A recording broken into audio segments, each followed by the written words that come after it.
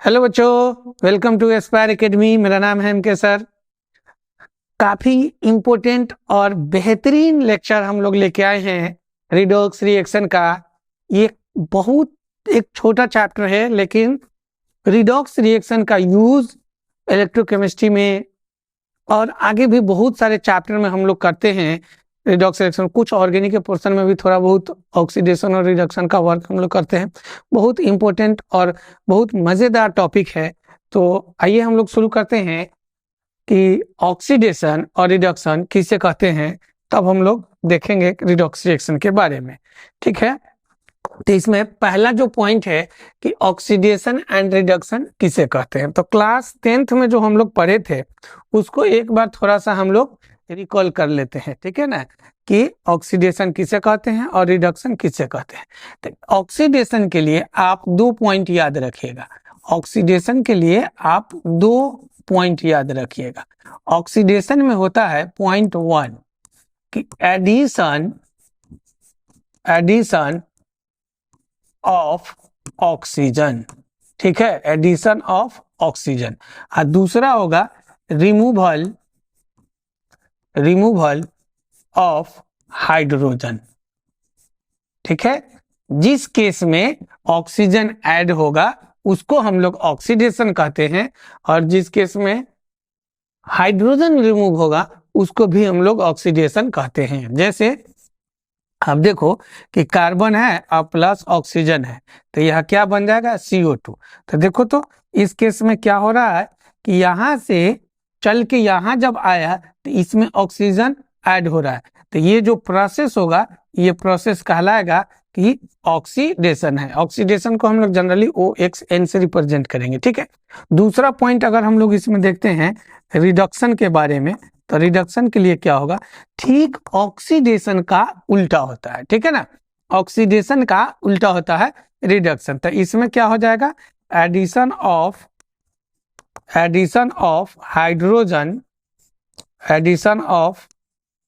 Hydrogen और दूसरा जो इसका पॉइंट होगा वो हो जाएगा रिमूवल ऑफ ऑक्सीजन। ठीक है ना, उसका उल्टा। तो जिसमें हाइड्रोजन ऐड हो और ऑक्सीजन रिमूव हो उसको हम लोग कहते हैं कि यह रिडक्शन है। जैसे देखो एग्जांपल के लिए, अगर हम कार्बन को हाइड्रोजन से रिएक्शन करा देते हैं तो यह बन जाएगा CH4। ठीक है, बैलेंस कर लो इसको 2 मोल। अब देखो क्या हो रहा है कि यहाँ पर हाइड्रोजन ऐड हो रहा है, और हाइड्रोजन ऐड हो रहा है तो उस प्रोसेस को हम लोग क्या कहेंगे कि यह रिडक्शन है। ठीक है, तो ये हम लोग क्लास 10th में भी पढ़े थे, जो बहुत ही आसान है। सिंपल 2 लाइन याद रखेगा, ऑक्सीजन ऐड होगा और हाइड्रोजन रिमूव होगा, इसको ऑक्सीडेशन कहते हैं। और दूसरे केस में हाइड्रोजन ऐड होगा और ऑक्सीजन रिमूव होगा, उसको हम लोग रिडक्शन कहते हैं। ठीक है, अब हम लोग इसको इलेक्ट्रॉनिक कॉन्सेप्ट से समझते हैं कि ऑक्सीडेशन और रिडक्शन किसे कहते हैं। इलेक्ट्रॉनिक कॉन्सेप्ट से हम लोग समझते हैं। तो देखो इलेक्ट्रॉनिक कॉन्सेप्ट में ऑक्सीडेशन हम लोग वैसे प्रोसेस को कहते हैं कि it is the process that involve loss of electron. एक भी हो सकता है और एक से अधिक भी हो सकता है। ठीक है, तो उसको हम लोग कहते हैं कि यह ऑक्सीडेशन है। तो जिस केस में इलेक्ट्रॉन का लॉस होगा उसे हम लोग क्या कहेंगे कि यह ऑक्सीडेशन है। अब ध्यान से देखो, जैसे मान लो कि यहाँ पर सोडियम है। ठीक है, और सोडियम कन्वर्ट हो रहा है किस में, Na+ में। इसका मतलब क्या है कि यह एक इलेक्ट्रॉन लॉस किया है, तो हम इसको बैलेंस करने के लिए क्या करेंगे, एक इलेक्ट्रॉन ऐड कर देंगे। ठीक है, अगर आप मानते हो कि मैग्नीशियम है, ठीक है, और यहाँ पर 2 इलेक्ट्रॉन लॉस किया है, तो मैग्नीशियम पर 2+ है, तो इसमें हम लोग क्या कर देंगे, 2 इलेक्ट्रॉन ऐड कर देंगे।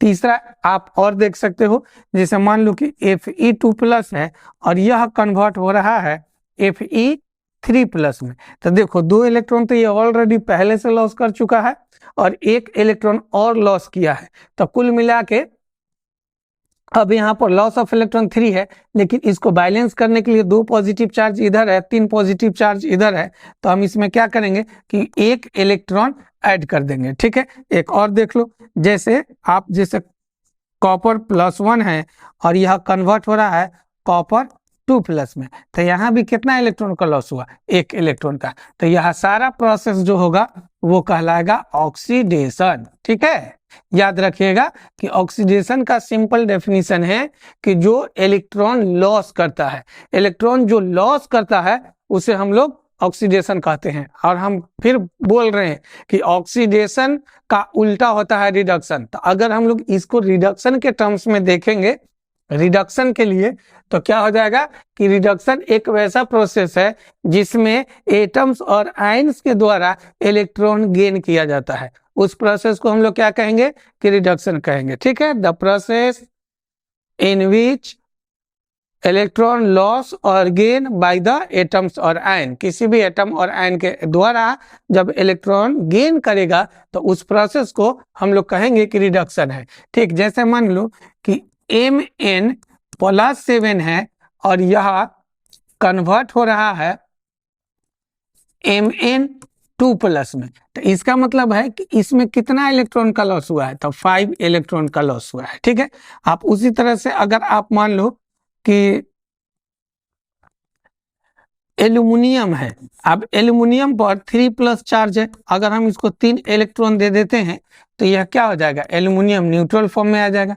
ठीक, अगर आप और देख रहे हो जैसे कि वेनेडियम पर 2 पॉजिटिव चार्ज है, अगर इसको हम 2 इलेक्ट्रॉन दे देंगे तो यह क्या हो जाएगा, बोलिए, वेनेडियम हो जाएगा। या अगर आप क्लोरीन है जैसे Cl2 है, अगर आप इसको 2 इलेक्ट्रॉन दे देते हैं तो यह बन जाएगा 2Cl-। ठीक है ना, 2Cl-। तो यहां पर क्या हो रहा है कि गेन ऑफ इलेक्ट्रॉन हो रहा है। तो गेन ऑफ इलेक्ट्रॉन को हम लोग क्या कहते हैं, रिडक्शन कहते हैं। आपको याद रखना है, लॉस ऑफ इलेक्ट्रॉन ऑक्सीडेशन और गेन ऑफ इलेक्ट्रॉन रिडक्शन। ठीक है, क्लियर है। चलिए नेक्स्ट हम लोग करेंगे।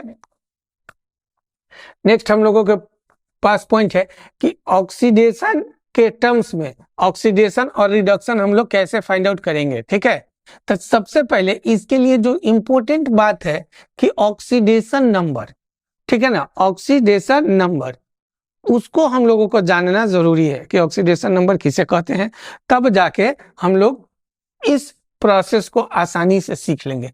तो देखो ऑक्सीडेशन जो होता है ना कि it is defined as the number of electron loss और गेन बाय द एटम और ion from free state to the formation of that compound.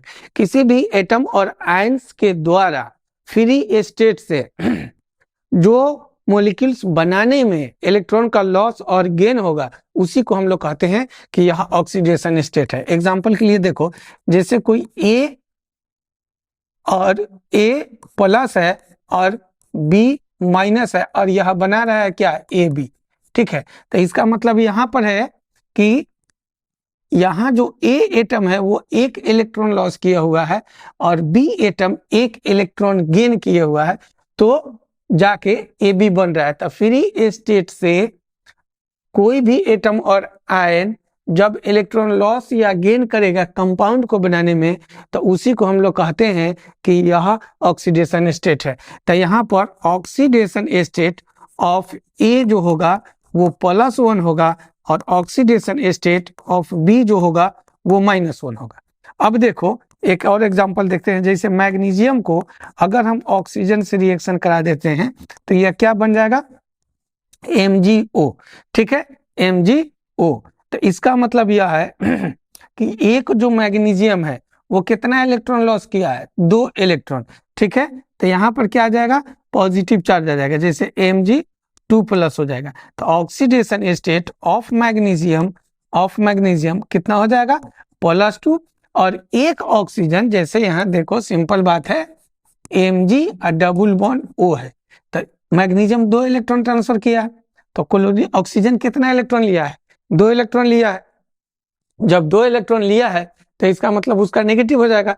तो ऑक्सीडेशन स्टेट ऑफ ऑक्सीजन जो होगा वो कितना हो जाएगा, -2। तो सिंपल डिफिनीशन है ऑक्सीडेशन स्टेट का, आप याद रखिएगा कि फ्री स्टेट में कोई भी एटम और आयंस के द्वारा जब इलेक्ट्रॉन लॉस या गेन होगा कंपाउंड को बनाने में, तो उसी लॉस और गेन ऑफ इलेक्ट्रॉन को हम लोग क्या कहते हैं कि ऑक्सीडेशन स्टेट है, या उसी को दूसरा नाम हम लोग देते हैं कि यह एक ऑक्सीडेशन नंबर है। ठीक है, तो चलिए हम लोग जनरल रूल के बारे में चर्चा करते हैं कि किसी भी कंपाउंड का ऑक्सीडेशन नंबर या ऑक्सीडेशन स्टेट हम लोग कैसे निकालेंगे, ठीक है। तो देखो, तो ऑक्सीडेशन स्टेट के लिए कुछ हम रूल लिखे हुए हैं, उसको हम लोग समझते हैं कि जो पहला रूल है कि oxidation state of atoms in free state is 0। तो दुनिया में किसी भी एटम का ऑक्सीडेशन स्टेट फ्री स्टेट में जो होता है वो 0 होता है, ठीक है। जब फ्री स्टेट में रहेगा तो वो किसी से अभी ना तो इलेक्ट्रॉन लिया है और ना ही दिया है। जैसे मान लो एग्जांपल के लिए कह रहा है कि oxidation state of sodium in free state, तो इसका कितना हो जाएगा 0, ठीक है ना। या कोई भी एटम हो वो 0 हो जाएगा। जैसे देखो मैग्नीशियम, तो oxidation state of Mg in free state, तो यह कितना हो जाएगा 0, ठीक है। ये हम लोगों का पहला पॉइंट है। दूसरा पॉइंट में इसमें कह रहा है कि देखो कि oxidation state of each atoms of the homo atomic molecule. सबसे पहले समझते हैं कि होमो एटॉमिक मॉलिक्यूल्स किसे कहते हैं। तो होमो एटॉमिक मॉलिक्यूल्स जो होता है ना, वो बिल्कुल एक तरह का होता है, एक तरह का स्पेसीज से बना हुआ है। जैसे मान लो O2 है, ठीक है, N2 है, F2 है, ETC, ये सब क्या कहलाएगा होमो एटॉमिक मॉलिक्यूल्स। इसे हम लोग क्या कहेंगे कि होमो एटॉमिक मॉलिक्यूल्स है, ठीक है। तो होमो एटॉमिक मॉलिक्यूल्स में ईच एटम, जितने भी एटम इन्वॉल्व है, वो सब का ऑक्सीडेशन नंबर कितना होगा 0 होगा। जैसे आप देखो ऑक्सीजन, डबल बॉन्ड ऑक्सीजन। ऐसा क्यों होता है कि होमो एटॉमिक मॉलिक्यूल्स के प्रत्येक एटम का मतलब ईच एटम का ऑक्सीडेशन नंबर 0 होता है? इसका रीजन यह है कि इक्वल डिस्ट्रीब्यूशन ऑफ इलेक्ट्रॉन होता है, ठीक है। अब यहाँ पर जो ये बॉन्ड है, तो इस दोनों के बीच में जो शेयरिंग ऑफ इलेक्ट्रॉन है वो कैसा है, इक्वल है। और चूंकि आइडेंटिकल एटम है तो ना तो हम किसी को पॉजिटिव दे सकते हैं, ना हम किसी को नेगेटिव दे सकते हैं। इसीलिए ये सब का जो ऑक्सीडेशन नंबर होगा वो 0 होगा। तो ये हम लोगों का 2 रूल है। पहला रूल है कि फ्री स्टेट में किसी भी एटम का ऑक्सीडेशन नंबर 0 होगा। दूसरा है कि होमो एटॉमिक मॉलिक्यूल्स के जितने भी एटम है वो सब का ऑक्सीडेशन नंबर 0 होगा। ये 2 पॉइंट आप याद रखिएगा। तीसरा हमारे पास जो पॉइंट है, रूल है, वो है charge represent the oxidation state of atom. अगर किसी भी एटम पर चार्ज अगर रिप्रेजेंट किया गया हुआ है तो वो वही उसका ऑक्सीडेशन नंबर होता है। जैसे एग्जाम्पल के लिए देखें, नाइट्रोजन पर 3 नेगेटिव चार्ज है। इसका मतलब क्या है कि ऑक्सीडेशन स्टेट ऑफ नाइट्रोजन कितना हो जाएगा -3। अगर मान लो कि मैग्नीशियम पर 2+ चार्ज है तो ऑक्सीडेशन स्टेट ऑफ मैग्नीशियम कितना हो जाएगा, यहाँ पर +2 हो जाएगा। अगर आप देखते हो कि एल्यूमिनियम है, एल्यूमिनियम पर 3+ चार्ज है तो ऑक्सीडेशन स्टेट ऑफ एल्यूमिनियम कितना हो जाएगा +3, ठीक है। ऑक्सीजन पर 2 नेगेटिव चार्ज है तो ऑक्सीडेशन स्टेट ऑफ ऑक्सीजन कितना हो जाएगा -2। तो सिंपल बात है कि जिस एटम पर चार्ज रिप्रेजेंट कर रहा है तो उसी को हम लोग कहेंगे कि ऑक्सीडेशन स्टेट है। जैसे मान लो कि Mn पर +7 चार्ज दिखा रहा है तो ऑक्सीडेशन स्टेट ऑफ Mn जो होगा वो कितना हो जाएगा +7 हो जाएगा। इस बात को याद रखना। दूसरा हमारे पास जो पॉइंट है कि oxidation state of alkali metal, point number 1। Point number 2 में है कि oxidation state of alkali metal is +1 always in all compound. Alkali metal में जो होता है उसमें, जैसे ये पॉइंट 2 वाले को हम रिप्रेजेंट कर रहे हैं कि लिथियम है, सोडियम है, पोटेशियम है, रुबिडियम है, सीजियम है, फ्रांसियम है। इस सब का कहीं भी अगर हम यूज करेंगे तो ऑक्सीडेशन स्टेट जो होगा वो +1 होगा हमेशा। किसी भी कंपाउंड के साथ में +1 होगा। जैसे NaCl है तो NaCl टूटेगा तो क्या बन जाएगा Na+ और Cl-। तो अब यहाँ पर ऑक्सीडेशन स्टेट कितना है, ऑक्सीडेशन स्टेट ऑफ Na = +1, ठीक है। तो यहाँ पर सोडियम एक अल्कली मेटल है तो ऑक्सीडेशन नंबर कितना हो जाएगा +1। ये किसी भी कंपाउंड के साथ रहे तो इसका ऑक्सीडेशन स्टेट हमेशा, याद रखना, हमेशा +1 होगा, ठीक है। Lithium, sodium, potassium, rubidium, caesium और फ्रांसियम, इसको याद रखना। ये हम लोगों का पॉइंट नंबर 2 था। पॉइंट नंबर 3 के लिए देखो पॉइंट नंबर यहाँ 1 वाला था, पॉइंट नंबर यहाँ 2 वाला था, पॉइंट नंबर 3 में देखो कह रहा है कि oxidation state of alkaline earth metal is +2 always. Alkaline earth metal का अगर हम ऑक्सीडेशन स्टेट की बात करेंगे तो किसी भी कंपाउंड के साथ में तो वो ऑलवेज +2 होगा। ठीक, अब देखो तो अल्कलाइन अर्थ मेटल किसको कहते हैं, तो इसमें बेरिलियम होगा, मैग्नीशियम होगा, कैल्शियम होगा, एस्टोटियम होगा और उसके बाद बेरियम होगा और लास्ट होगा रेडियम। इसका अगर हम ऑक्सीडेशन स्टेट की बात करेंगे तो +2 होगा हमेशा। ठीक है, एक एग्जांपल से हम लोग समझ लेते हैं। जैसे मान लो कि MgCl2 है, ठीक है, MgCl2 है, तो यहाँ अगर हम इसको डिसोसिएट करते हैं तो क्या हो जाएगा, Mg2+ और +2Cl-। तो यहाँ oxidation state of magnesium, oxidation state of Mg कितना रिप्रेजेंट कर रहा है, तो +2। कहीं भी हम लोगों को यूज करना रहेगा तो अल्कलाइन के लिए हम लोग लेंगे +1 और अल्कली के लिए लेंगे हम लोग +1 और अल्कलाइन अर्थ मेटल के लिए हम लोग लेंगे +2। दोनों में 6 मेंबर होता है, lithium, sodium, potassium, rubidium, caesium, francium, और इसमें बेरिलियम, मैग्नीशियम, कैल्शियम, एस्टोटियम, बेरियम और रेडियम, दोनों में 6 मेंबर होता है। तो ये 3 पॉइंट था। पहले हम लोग 2 पढ़े। 5 कि फ्री स्टेट में किसी एटम का ऑक्सीडेशन नंबर 0, किसी एटम का चार्ज जो होगा वही उसका ऑक्सीडेशन नंबर होगा, और होमो एटॉमिक मॉलिक्यूल्स की बात करेंगे तो उसका ईच एटम का ऑक्सीडेशन नंबर कितना हो जाता है, 0। नेक्स्ट हमारे पास पॉइंट है कि oxidation state of halogen family is -1। अगर हम हैलोजन फैमिली की बात करेंगे तो इसका जो ऑक्सीडेशन नंबर होता है यह -1 होता है। जैसे फ्लोरीन, क्लोरीन, ठीक है, ब्रोमीन, फ्लोरीन, क्लोरीन और ब्रोमीन की बात करेंगे जैसे फ्लोरीन, क्लोरीन, ब्रोमीन और आयोडीन, इस सब का -1 होगा किसी भी अदर मॉलिक्यूल्स में या अदर एटम्स के साथ में, विथ अदर एटम। लेकिन ठीक है, अगर हम इंटर हैलोजन की बात करेंगे, तो वहां पर इसका ऑक्सीडेशन नंबर चेंज कर जाता है। ठीक है ना, इसका ऑक्सीडेशन नंबर इलेक्ट्रोनेगेटिविटी पर निर्भर करेगा। ठीक है, जैसे कि oxidation state of halogen, note में इसको याद रखना, oxidation state of halogen in intrahalogen is changes. ठीक है, इंट्राहैलोजन कहने का मतलब है जैसे मान लो कि IF7 है, हैलोजन और हैलोजन के बीच में बॉन्ड बनेगा, तो इसमें हम लोग इलेक्ट्रोनेगेटिविटी चेक करेंगे। अब लेस इलेक्ट्रोनेगेटिव जो होगा उसका हो जाएगा पॉजिटिव, और मोर इलेक्ट्रो जो नेगेटिव होगा वो हो जाएगा पॉजिटिव। जैसे देखो फ्लोरीन, क्लोरीन और ब्रोमीन है और आयोडीन है, तो आपको पता है कि इलेक्ट्रोनेगेटिविटी ऊपर से नीचे आइएगा तो क्या होता है, डिक्रीज करेगा। मतलब EN वैल्यू जो होगा वो फ्लोरीन का सबसे ज़्यादा होगा, और उसके बाद क्लोरीन, तब फिर हो जाएगा ब्रोमीन और लास्ट में हो जाएगा आयोडीन। अब देखो यहाँ पर अगर हम इसको X लेते हैं और यहाँ पर कितना है +7 और इंटू -1, तो कितना हो जाएगा 0। तो X - 7 इज इक्वल टू 0, तो X इज इक्वल टू कितना हो जाएगा, X इज इक्वल टू हो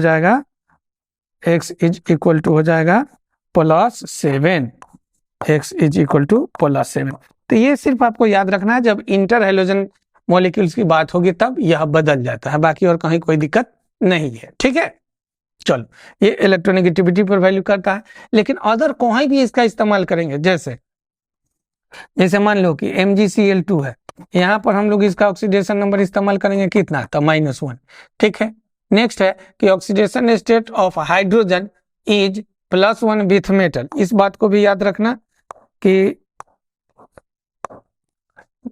हाइड्रोजन का ऑक्सीडेशन स्टेट मेटल के साथ -1 होता है और नॉन मेटल के साथ +1 होता है। जैसे 2 एग्जांपल हम लेते हैं, एक HCl और दूसरा हम लोग लेते हैं NaH, ठीक है।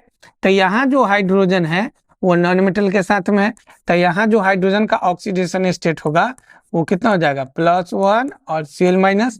तो ऑक्सीडेशन स्टेट ऑफ हाइड्रोजन यह +1 होगा, लेकिन इस केस में आप देखिएगा तो यह हो जाएगा Na+ और +H-। तो यहाँ जो होगा ऑक्सीडेशन स्टेट ऑफ हाइड्रोजन ये -1 होगा। तो इसमें याद रखना है कि नॉन मेटल के साथ -1 और नॉन मेटल के साथ +1 और मेटल के साथ -1, ठीक है ना। Oxidation state of hydrogen is +1 with non metal and -1 with metal. आप इस पॉइंट को याद रखिएगा।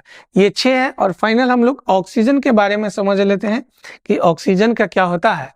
तो देखो, ऑक्सीजन का जनरली हम लोग ऑक्सीडेशन स्टेट जो लेते हैं वो होता है -2, लेकिन कुछ इसका एक्सेप्शनल साइट है कि जैसे सुपर ऑक्साइड है। तो सुपर ऑक्साइड का पहचान होता है कि ऑक्सीजन पर O2 पर एक माइनस होगा।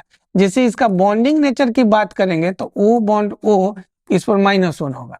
और फिर परऑक्साइड की बात करेंगे ना, तो परऑक्साइड के केस में परऑक्साइड का पहचान है कि O2 2-। तो इसमें जो होगा इसका बॉन्डिंग नेचर O और फिर कितना हो जाएगा 2-। तो ये पॉइंट को याद रखेगा। इसका हम लोग यूज कब करेंगे वो भी हम लोग चर्चा करेंगे, ठीक है। अगर OF2 की बात करेंगे तो यह ओनली वन कंपाउंड है, सिंगल कंपाउंड, ठीक है ना। याद रखना कि it is single molecules in which oxidation state of oxygen is +2। यह पूरे कंपाउंड में इकलौता कंपाउंड है जहां पर ऑक्सीजन का प्लस होता है, इसके अलावा और कहीं भी नहीं होता है, ठीक है। तो ये हम लोगों को जनरल रूल था, ठीक। अब हम लोग ऑक्सीडेशन नंबर फाइंड आउट करेंगे कैसे, उसके लिए जो रूल होता है वो देखो हम लिखते हैं, उसी रूल का इस्तेमाल करेंगे। रूल 1 कहता है कि the sum of oxidation state of all atoms is equal to 0। यह कब इस्तेमाल करना है, जब न्यूट्रल होगा तब, न्यूट्रल मॉलिक्यूल्स के, ठीक है। न्यूट्रल मॉलिक्यूल्स होगा तो हम लोग इसका इस्तेमाल करेंगे कि oxidation state of all atoms is equal to 0। जैसे एग्जाम्पल के लिए देखो, यहाँ H2SO4 है, ठीक, H2SO4 है।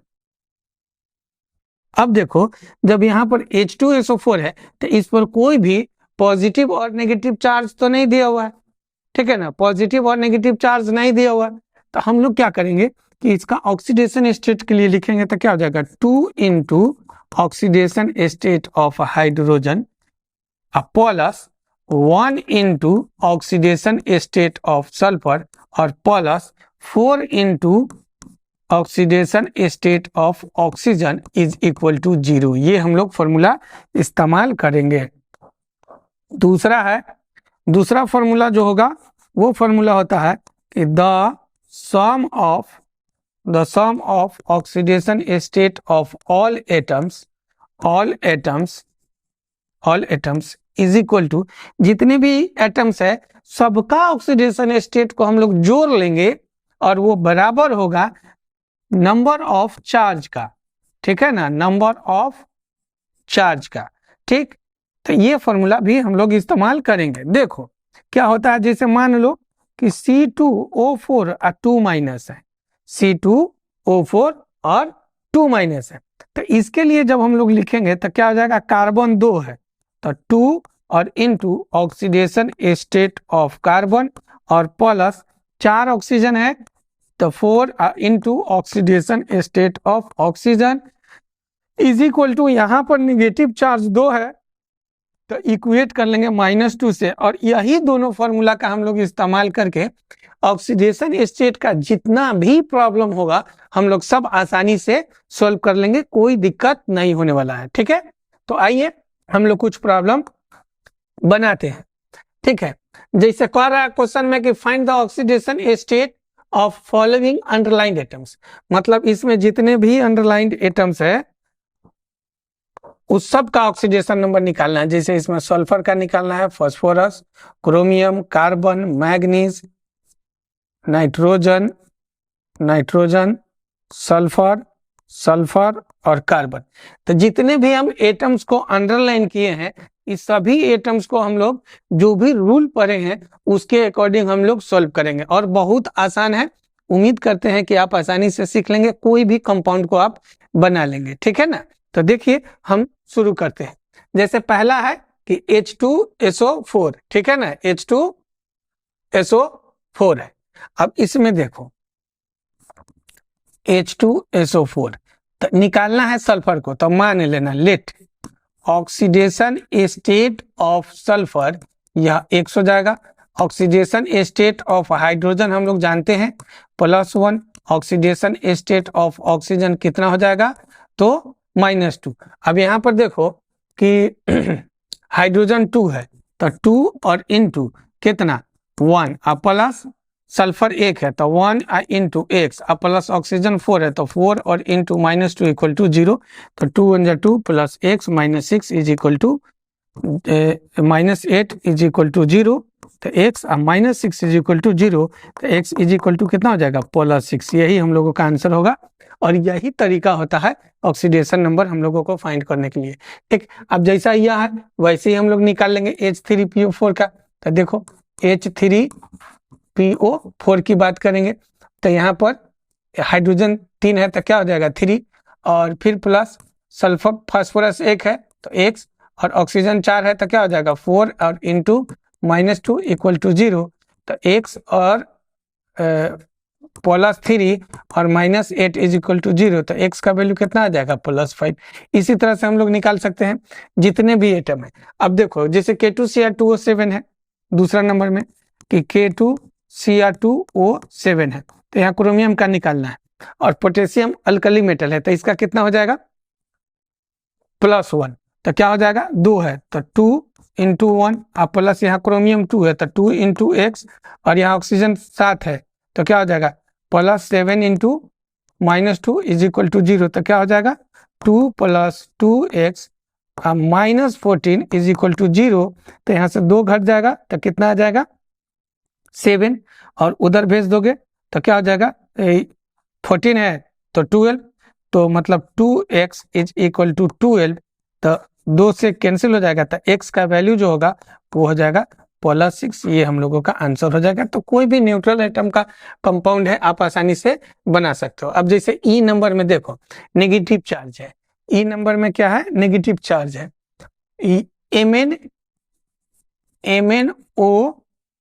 MnO7 2-, ठीक। अब यहाँ Mn2O7 है तो Mn2O7, तो यहाँ पर Mn का ऑक्सीडेशन नंबर इसको हम लोग x मान लेंगे तो क्या हो जाएगा कि 2 into x plus 7 into -2 is equal to, अब यहाँ पर जैसे नेगेटिव चार्ज दिया हुआ है तो इसको हम लोग 0 से इक्वेट नहीं करेंगे, इसको क्या करेंगे हम लोग -2 से इक्वेट करेंगे, तो क्या हो जाएगा 2x - 14 इज इक्वल टू -2, तो यहाँ से हो जाएगा x इज इक्वल टू उधर जाएगा तो प्लस, तो 12/2, ठीक है ना, तो कितना आ जाएगा +6, ठीक है +6। ये हम लोगों का आंसर हो जाएगा। ठीक है, अब जितना भी न्यूट्रल एटम है इसी तरह से हम लोग बनाते हैं। अब जैसे NH4+ है, एक और एग्जांपल देखो क्या कह रहा है कि NH4+ है, इसमें आप इसको x मान लीजिए x, और हाइड्रोजन, यहाँ नाइट्रोजन क्या है नॉन मेटल है, जब यह नॉन मेटल है तो हाइड्रोजन का हम लोग क्या करेंगे प्लस में लेंगे, तो 4 हाइड्रोजन है तो +4, और इज इक्वल टू क्या हो जाएगा +1, तो x इज इक्वल टू +1 और -4, तो x का जो वैल्यू होगा वो कितना हो जाएगा -3। ये हम लोगों का आंसर हो जाएगा। अब चलो हम लोग देखते हैं कि जैसे कुछ कंपाउंड वैसे हैं जिसमें पेरोक्साइड का यूज है और जिसमें किसी भी एक एटम में दो दो हम लोगों को फाइंड आउट करना है। समझ गए? तो कैसे हम लोग करेंगे वो हम लोग देख लेते हैं, आप इसको नोट कर लीजिए।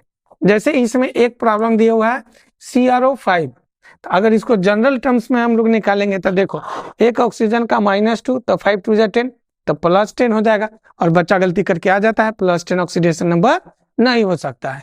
तो CrO5 का अगर हम लोग निकालेंगे CrO5 का, तो सबसे पहले इसको हम लोग स्ट्रक्चर रिप्रेजेंट करेंगे। तो CrO और फिर यहाँ पर O हो जाएगा और ये डबल बॉन्ड हो जाएगा, इसको हम लोग बटरफ्लाई स्ट्रक्चर कहते हैं। और पेरोक्साइड लिंकेज का जो पहचान है, पेरोक्साइड लिंकेज का जो पहचान है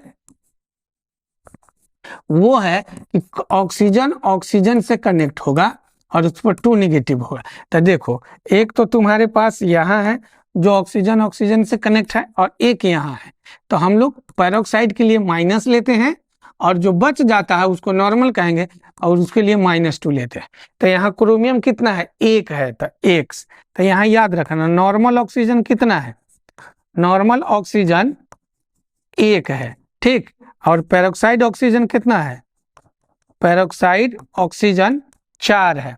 तो ऑक्सीडेशन नंबर निकालेंगे तो यहाँ जो क्रोमियम है ये क्या हो जाएगा? X +4 और इनटू इसका पेरोक्साइड का ऑक्सीडेशन नंबर कितना होता है? तो -1। और फिर हम लोग क्या कर लेंगे इसमें नॉर्मल के लिए, तो नॉर्मल ऑक्सीजन 1 है तो 1 और इनटू -2 इक्वल टू कितना हो जाएगा? 0। तो यहाँ से x -4 -2 इक्वल टू 0, तो x इज इक्वल टू -6, उधर जाएगा तो क्या हो जाएगा? +6 हो जाएगा। तो ये पेरोक्साइड का पहचान है। जब कभी भी पेरोक्साइड का पहचान लेना, इसके लिए याद रखना कि oxidation state is greater than, कहीं भी अगर क्वेश्चन को सॉल्व कर रहे हो और ग्रेटर देन वैलेंस इलेक्ट्रॉन, ठीक है, valence electron, it means must be present peroxide oxygen, ठीक है, पेरोक्साइड ऑक्सीजन, इसका मतलब पेरोक्साइड ऑक्सीजन मौजूद है, ठीक है।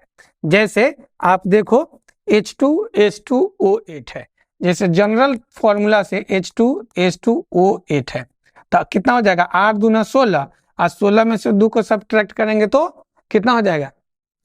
14, और 14 को 2 से डिवाइड कर देंगे तो हो जाएगा 6। तो यहाँ ऑक्सीडेशन नंबर कितना हो गया? +7, ठीक है ना, +7। तो अब देखो सल्फर का जो सल्फर का एटॉमिक नंबर होता है वो कितना होता है? 16। तो क्या हो जाएगा? 2, 8 और 6। तो कभी भी सल्फर का ऑक्सीडेशन नंबर अगर +6 से ज्यादा आ रहा है, इसका मतलब उस कंपाउंड में पेरोक्साइड ऑक्सीजन है। तो ये जो हम लोगों का ऑक्सीडेशन नंबर लिखे हैं +7, यह कैसा है? यह गलत है। तो इसका मतलब है कि इसमें पेरोक्साइड ऑक्सीजन है। पहचानने के लिए हम लिख दिए हैं कि वैलेंस इलेक्ट्रॉन से ज्यादा अगर ऑक्सीडेशन स्टेट आ रहा है तो उसमें पेरोक्साइड होगा और जरूर होगा।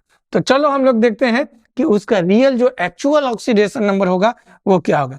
तो सबसे पहले इसको हम लोग स्ट्रक्चर ड्रॉ कर लेंगे। डबल बॉन्ड O और फिर हो जाएगा सल्फर, डबल बॉन्ड O और H, और यहाँ पर हो जाएगा डबल बॉन्ड O। तो देखो तो ये है पेरोक्साइड ऑक्सीजन और बाकी जितने भी है नॉर्मल। तो नॉर्मल की संख्या कितना है? नॉर्मल 6 है और पेरोक्साइड कितना है? तो पेरोक्साइड की अगर हम बात करेंगे तो 2 है। तो सल्फर भी 2 है, तो क्या हो जाएगा? 2x, और हाइड्रोजन भी 2 है तो 2 और प्लस नॉर्मल है 6, तो हो जाएगा -12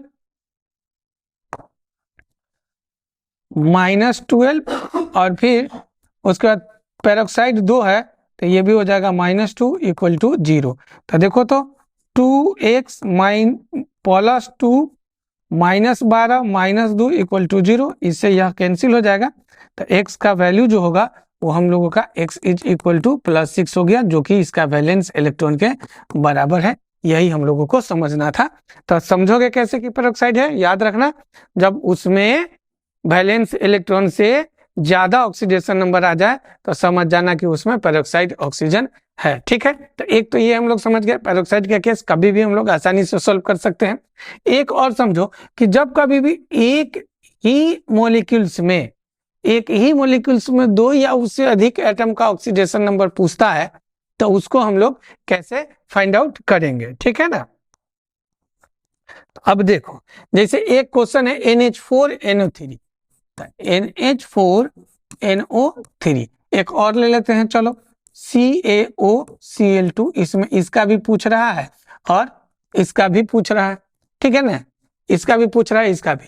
तो इस तरह के केस को सबसे पहले इसको दो पार्ट में डिवाइड करना।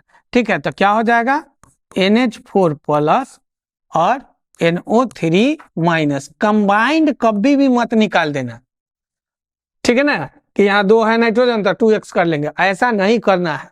अब इसके लिए हम लोग लेंगे कि यह x है और +4 इज इक्वल टू कितना हो जाएगा, +1, तो x इज इक्वल टू +1 -4, तो x का वैल्यू कितना आ जाएगा, -3। और इस केस में इसको x मानेंगे और यहाँ पर +3 इंटू -2 इज इक्वल टू -1, तो x -6 इज इक्वल टू क्या हो जाएगा, +-1, तो x का वैल्यू हो जाएगा +5। मतलब पहला जो इसमें नाइट्रोजन का ऑक्सीडेशन नंबर होगा वो -3 और +5 होगा। तो इस तरह के प्रॉब्लम को बना लेना, सिंपल सा कॉन्सेप्ट है। जितने भी एटम्स है सबको कनेक्ट कर लेंगे, ऑक्सीडेशन नंबर के टर्म्स में चार्ज रहेगा तो चार्ज से इक्वेट करेंगे, अगर चार्ज नहीं है तो 0 से इक्वेट करेंगे। ठीक है, अब इसमें कैल्शियम का भी पूछ रहा है और दोनों क्लोरीन का भी पूछ रहा है, तो क्या होगा, देखो कैल्शियम कितना बॉन्ड बनाता है, तो 2 बॉन्ड बनाता है, तो Ca और O और फिर हो जाएगा Cl और यहाँ पर हो जाएगा Cl। तो ये मॉलिक्यूल्स टूटेगा इस तरह से, फिर ये टूटेगा इस तरह से। तो अब टूटने के बाद देखो कैल्शियम पर 2 बॉन्ड टूटा, तो एरो का जो टेल होता है पॉजिटिव, तो Ca2+। ठीक, तो अब किसी भी एटम पर जो चार्ज होता है वही उसका ऑक्सीडेशन नंबर रिप्रेजेंट करता है। तो ऑक्सीडेशन स्टेट ऑफ कैल्शियम कितना आ गया, +2। यहाँ देखो ये डिसोसिएशन के बाद क्या आया, Cl-, तो यहाँ क्या हो गया, oxidation state of Cl is equal to -1, और यहाँ डिसोसिएशन के बाद क्या हुआ, OCl-। ठीक, तो इसको अगर हम x मानते हैं तो -2 इज इक्वल टू कितना हो जाएगा, -1, तो x इज इक्वल टू -1 और फिर +2, that is x is equal to +1। ठीक है, तो जब कभी भी एक मॉलिक्यूल्स में 2 या उससे अधिक अगर एटम का ऑक्सीडेशन नंबर पूछ रहा है तो आप काम करोगे कि मॉलिक्यूल्स को डिसोसिएट कर लेना, और डिसोसिएशन के बाद प्रीवियस रूल जो हम लोग समझे हैं उसको अप्लाई करेंगे और ऑक्सीडेशन नंबर आसानी से फाइंड आउट कर लेंगे। ठीक है, अब उसके बाद जैसे मान लो कि कोई एसिडिक कंपाउंड है, ठीक है, वहां पर हम लोग डायरेक्ट ऑक्सीडेशन नंबर कैसे लिखेंगे वो हम लोग थोड़ा सा समझ लेते हैं। देखो जैसे इस केस में कि दिया हुआ है कि H2C2O4 है, तो H2C2O4 है, तो डायरेक्ट मेथड से इस्तेमाल करते हैं। जो ऑक्सीजन रहेगा ना तो इसको दुगुना कर लेना, तो कितना हो जाएगा, -8। ठीक है, -8, और इसमें से इसको घटा लोगे तो 2 घटाओगे तो -6, और इससे डिवाइड करेंगे तो कितना हो गया, -3। तो जब माइनस आए तो प्लस लिख लेंगे।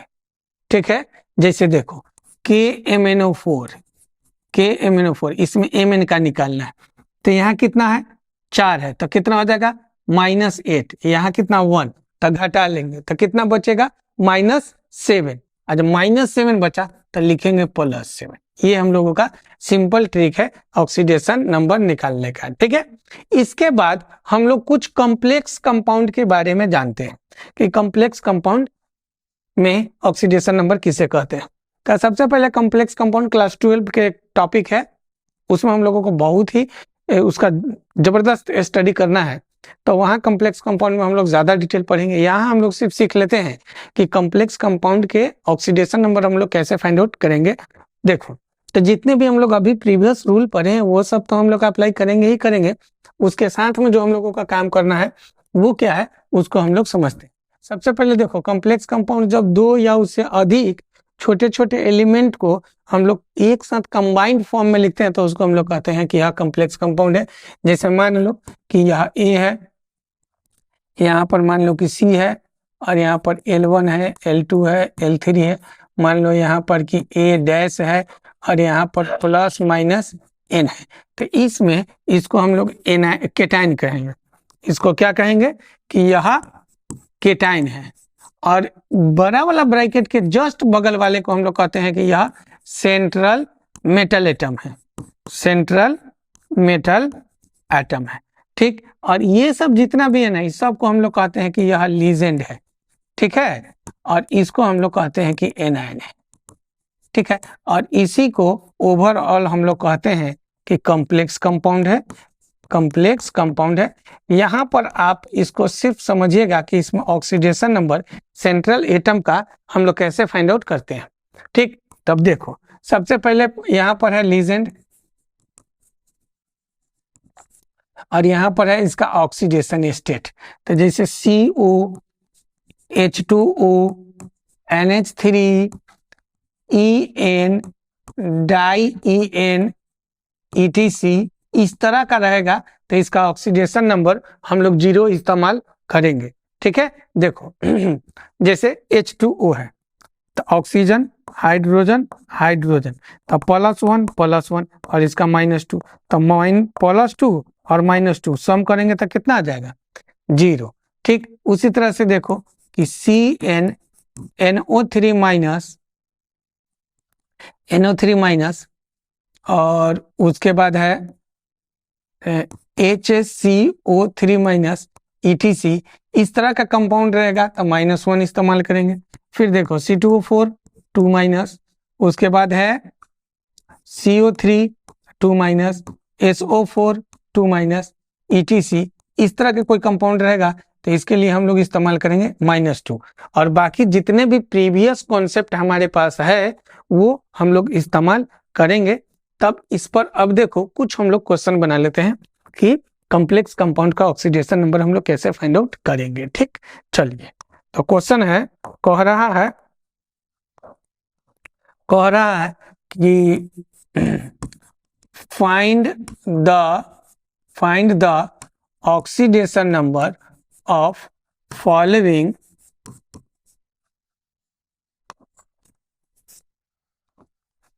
find the oxidation number of underlined atoms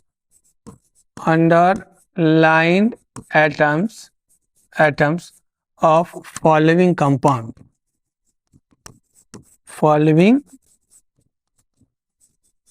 compound।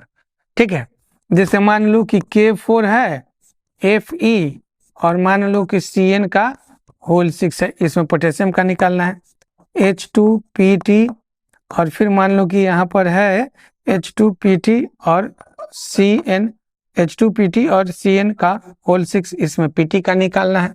उसके बाद देख लो कि K2PT H2O का होल ट्वाइस, Cl2 का होल ट्वाइस, H2O का होल ट्वाइस, Cl2 का, और फिर मान लो कि SO4 है, ये इसमें प्लेटिनम का निकालना है। उसके बाद मान लो कि AgNH3 का होल ट्वाइस और Cl है, तो इसमें Ag का निकालना है। तो इस तरह के जो भी होगा इसको हम लोग कॉम्प्लेक्स कंपाउंड कहते हैं। अब मान लो इसमें कि हमको निकालना है, एग्जांपल के लिए देखो कि K4FeCn का होल 6 है, इसका निकालना है। तो मान लो let oxidation state of Fe is equal to X, और हम लोग जानते हैं कि ऑक्सीडेशन स्टेट ऑफ पोटेशियम कितना होता है +1, और oxidation state of cyanide Cn का कितना होता है -1। तो देखो पोटेशियम 4 है तो 4 × +1, प्लस आयरन 1 है तो 1 × X, और फिर प्लस साइनाइड 6 है तो 6 × -1 इज इक्वल टू 0। तो 4 और plus X - 6 is equal to 0, तो यहाँ से आ जाएगा X इज इक्वल टू +2। ठीक, अब सिंपल आप क्वेश्चन में भी सोल्व कर लीजिएगा। जैसे देखो दूसरे क्वेश्चन को हम बना देते हैं। यहाँ देखो SO2 का ऑक्सीडेशन नंबर -2, क्लोरीन का एक का एक, तो 2 का -2, इसका 0 और इसका +2। तो देखो, तो यहाँ +2 है और इधर -4 है, तो कितना इसको ऐड कर दे कि यह न्यूट्रल फॉर्म में आ जाएगा, तो +2। मतलब इस केस में ऑक्सीडेशन स्टेट ऑफ पीटी जो होगा वो +2 होगा। मतलब ये सारे को जोड़ लीजिए और जितना भी आएगा उसको आप क्या कीजिए कि न्यूट्रल फॉर्म में ले जाने के लिए उतना पॉजिटिव जोड़ दीजिए। जैसे इस केस में देखिए, इसमें साइनाइड, एक साइनाइड का कितना होता है, तो -1 होता है, तो यहाँ 6 है तो कितना हो जाएगा, -6। ठीक है, और यहाँ देखो एक हाइड्रोजन का +1 होता है, तो यहाँ पर कितना हो जाएगा, 2 है तो +2।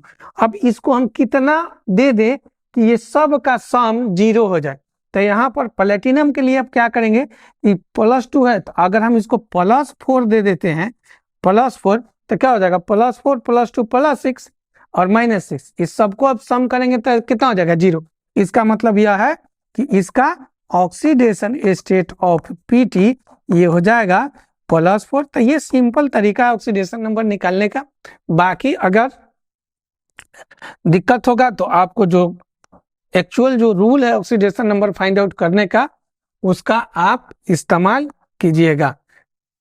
ठीक है, तो और इसका जो हम लोगों का नेक्स्ट जो वीडियो होगा उसमें हम लोग पढ़ेंगे कि टाइप्स ऑफ रिडॉक्स रिएक्शन किसे कहते हैं, ऑक्सीडेशन और रिडक्शन, ऑक्सीडेशन स्टेट के टर्म्स में हम लोग कैसे फाइंड आउट करेंगे, उस पर हम लोगों को चर्चा करना है। Thank you.